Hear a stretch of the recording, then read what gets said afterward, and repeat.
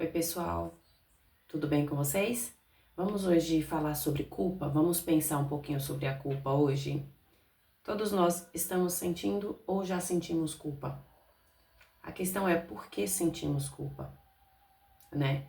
Passamos por várias situações, é o convívio, né? Em família, no trabalho, um erro que a gente comete, né? Ou de forma intencional ou não intencional. A questão é, por que que a gente carrega tanto sentimento de culpa?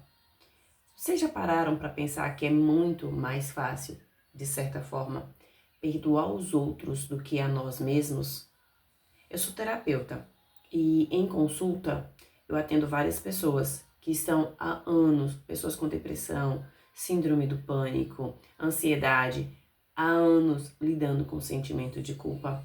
Aí ela fala, mas eu convivo com a pessoa hoje, eu falo com a pessoa. Aí eu falo, e em relação a essa pessoa, como que tá o relacionamento? Ah, tá tranquilo, a gente conversa. Mas e em relação a você com você mesma?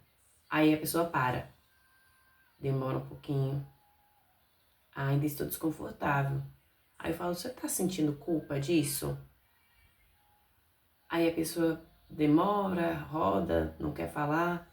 Aí depois fala assim, eu sinto que eu fui responsável, eu me culpo. Então assim, gente, a culpa, ela está diretamente relacionada com a necessidade de aprovação. E necessidade de aprovação é a gente buscar a aprovação dos outros daquilo que nós somos.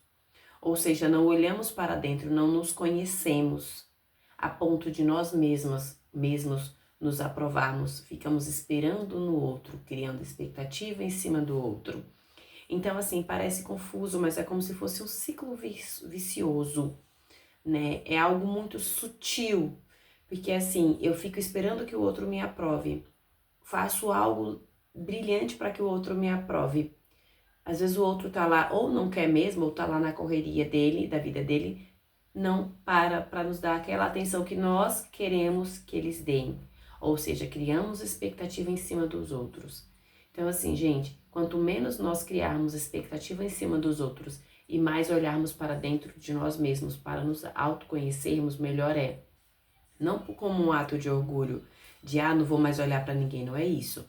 É porque quando nós olhamos para dentro e nos conhecemos melhor, todas essas situações, por exemplo, como culpa, elas tendem a reduzir. Por quê? Porque eu começo a parar e pensar, por que eu tô sentindo culpa? Eu realmente fui culpada? Eu sou responsável por isso? Se eu sou responsável por isso, o que que eu posso fazer para resolver isso? O que que eu tenho que aprender com isso? É sempre fazer pergunta, é sempre entender a situação como um todo. Não é olhar com vitimismo e ficar o tempo todo julgando, procurando culpado, não.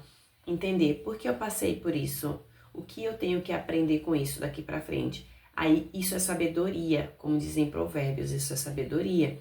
Então, quando eu tenho essa sabedoria, quando tiver alguém que está passando pela mesma situação, eu tenho uma palavra, uma interpretação, um entendimento para conduzir a pessoa para um entendimento da situação como um todo, entendeu? Então, assim, e as pessoas quando elas têm culpa e elas não tratam isso, isso tende a reverberar, né, no trabalho, em casa, né, se não for tratada da maneira correta, prejudica a saúde física, mental, a espiritual, a comunhão da pessoa com o Pai, com Deus. Então, assim, começa a sobrar para os filhos, para o marido, para a esposa.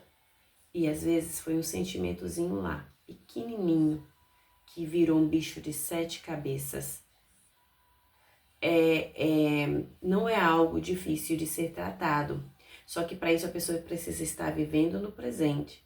Hoje em dia a gente fica muito assim, focado no que está acontecendo fora.